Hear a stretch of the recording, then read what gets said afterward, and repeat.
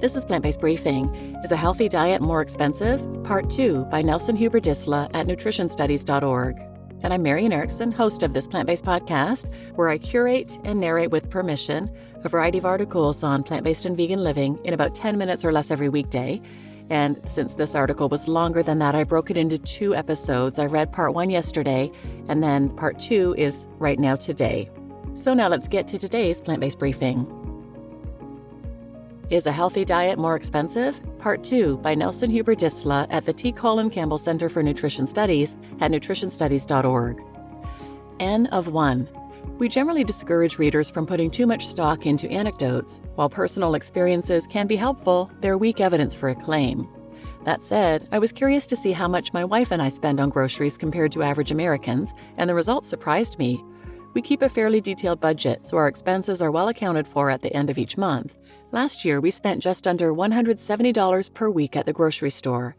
Remember, the average American household spends $270 per week, according to the HPS.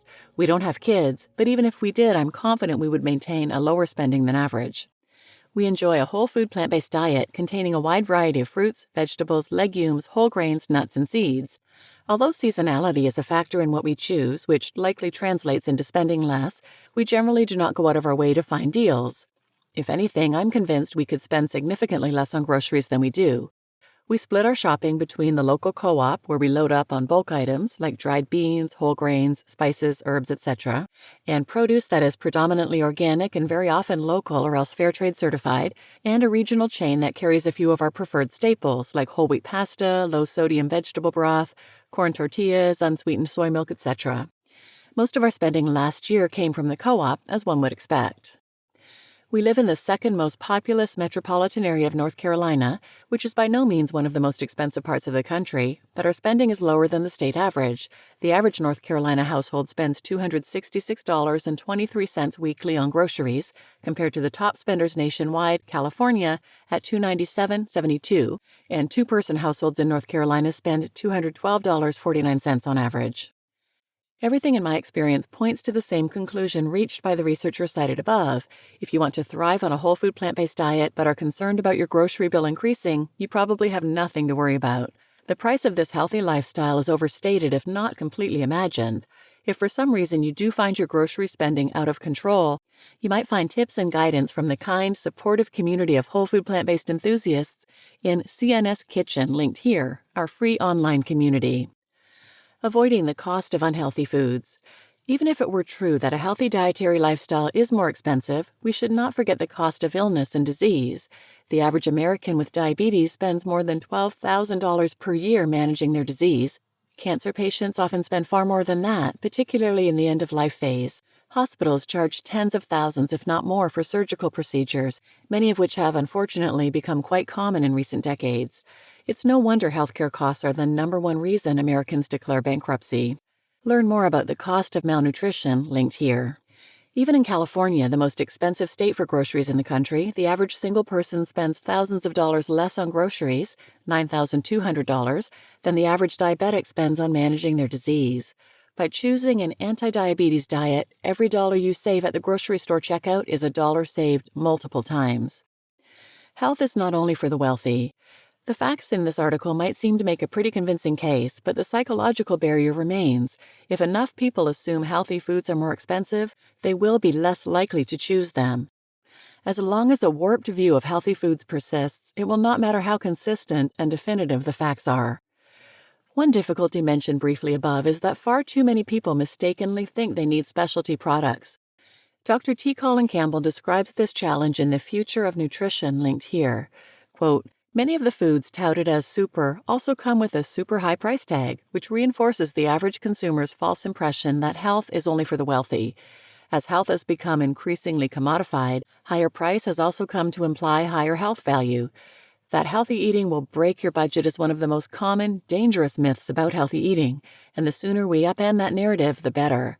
While headlines trumpeting maca powder's miraculous benefits may be interesting and may serve an elite class, our attention would be much better directed toward the peasant foods that save lives, garbanzo beans, rolled oats, sweet potatoes, and so forth.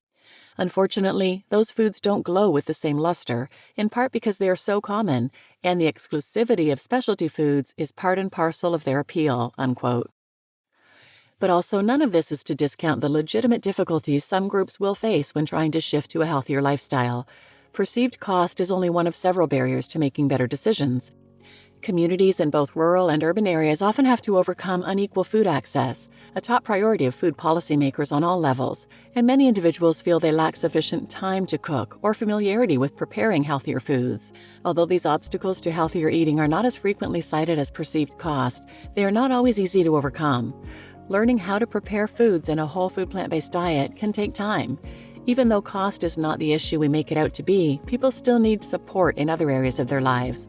Recall from above how stress reinforces habit-based behaviors and limits our ability to evaluate rewards.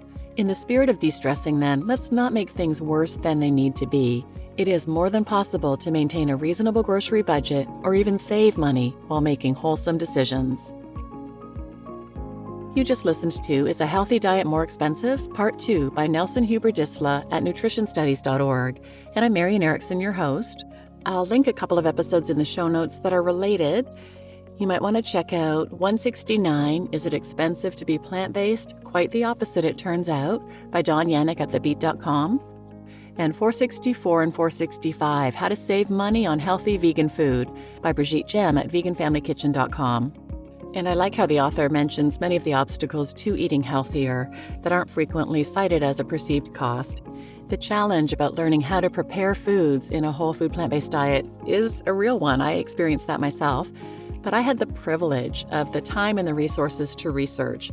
That's what led me to learning all about this lifestyle and then learning about the horrific abuse of animals in animal agriculture and the environmental issues, all that kind of stuff, and then led me to sharing all this information on this podcast. But I had the privilege and the resources to do all that research. Not everybody does.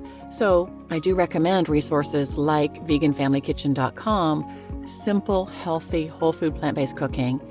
There are so many of them. I've got some listed on my website, plantbasedbriefing.com as well. So please share this episode with anyone who might benefit, and thanks for listening.